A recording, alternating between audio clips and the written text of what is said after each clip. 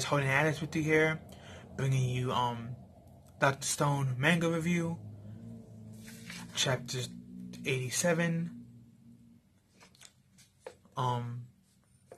This was titled The Bloom Seeker, or The Bloom Maker, depending on which translation you're reading and where you're reading it at.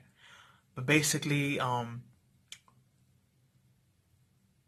Senku wants to make a balloon for them to fly in, so they can fly around the world and make a new map of the place. Since thanks to Mount Fuji erupting, the landscape is completely different, and you have magma. They're just laughing at them, saying humans can't fly, ha ha ha.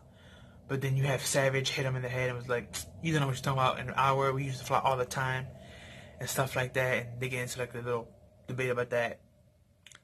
And basically, what they need to fly is just two little things.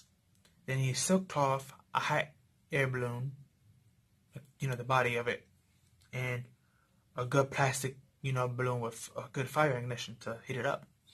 And I can't stress this enough. As I say in all my videos, I just gotta keep saying it.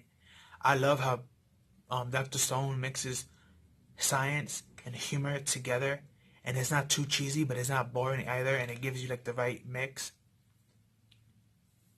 You have a lot of funny parts in this chapter, like when Senku is saying how we're gonna get money to do this, this, and this, and then Jin comes out and give him an idea, and they basically both laughing because they made Yuzia, if I'm pronouncing her name right, the chick who's with Taiju. She's in the sewing club, and basically her sewing club is just her, Taiju, and now Savage is in there. Oh, Yo, as they like to call him. You can call him either or. Some people call him Savage Man, because that's what Chrome kept on calling him. Some people call him Yo. I don't know his official name, but I'm going to stick with Savage Man, what Chrome used to call him. But those three men are basically the whole club of the Dedelic Club, or Knitting Club, Sewing Club, however you want to pronounce it or say it. But they make a whole bunch of clothes for people, and they have shirts, jerseys, tuxedo, and all that stuff she made with all these ridiculous prices. And Senku and Jin are just there laughing it up, saying we're gonna make a whole bunch of money and blah blah blah. And the money they made right now is called Dragon Currency, or Drago Currency, which is just a dollar bill with a dragon on it. And that was basically, the chapter was 20 pages, but it didn't really feel that long because there wasn't really a lot of dialogue like there usually is.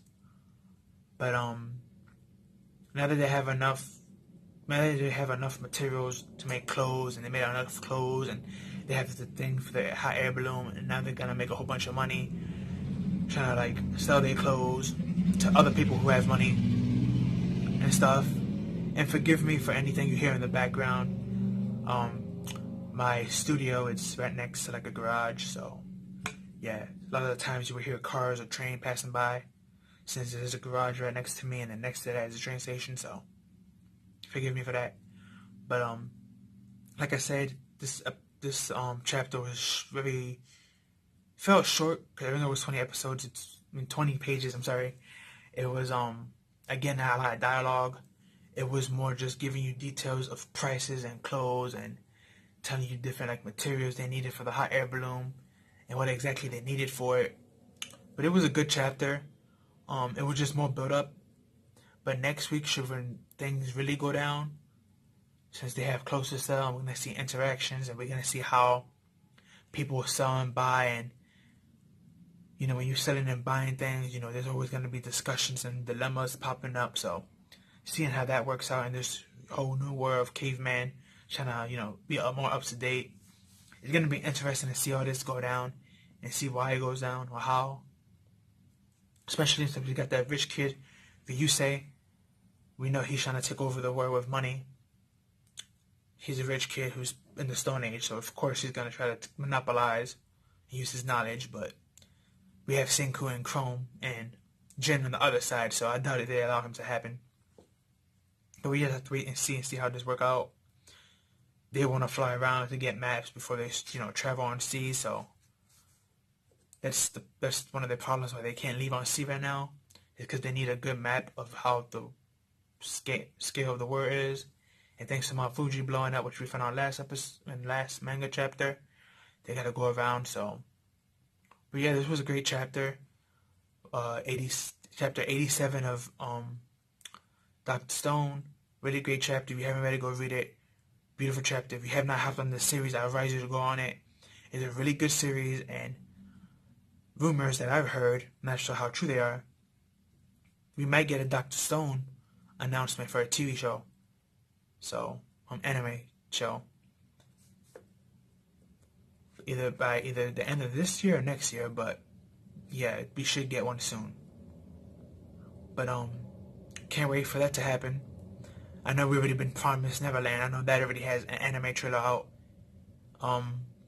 So definitely can't wait for that. I'm gonna start reviewing that when that comes out. I'm not reviewing the manga right now, but I will review the TV show when that comes out. And when Dr. Stone get their TV show announcement, I will review that as well, both the manga and the anime for Dr. Stone. But for Promised Neverland, I'm just going to review the anime, when that comes out next year. I believe it comes out in summertime. So, we have like 6 more months until like then. So, hold on to your horses, but like, comment, share, subscribe. Share with your family and friends. Please tell me down below what you liked about this chapter or not. If you haven't read it, I advise you to go read it. If you have not read nothing of Dr. Stone, please hop on it. Support it. Let Charlene Jump know that we do love Dr. Stone. Maybe we could hurry up and get that TV announcement if we do. Follow me on Twitter. Link will be down below in the description. And I'll catch you on the next one. Peace.